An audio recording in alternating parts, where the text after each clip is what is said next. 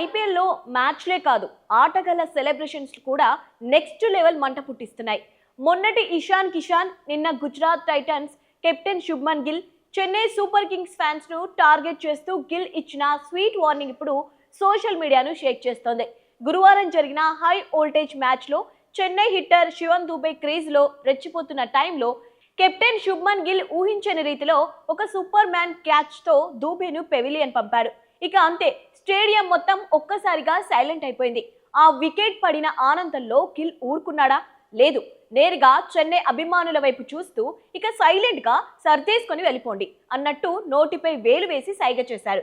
ఈ వినూత్న సెలబ్రేషన్స్ చూసి సిఎస్కే ఫ్యాన్స్ ఫైర్ అవుతున్నారు.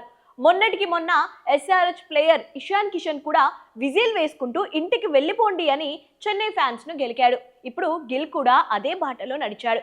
ఏదేమైనా మైదానంలో ఈ దూకుడు ఐపీఎల్ వేడిని మరింత పెంచుతోంది.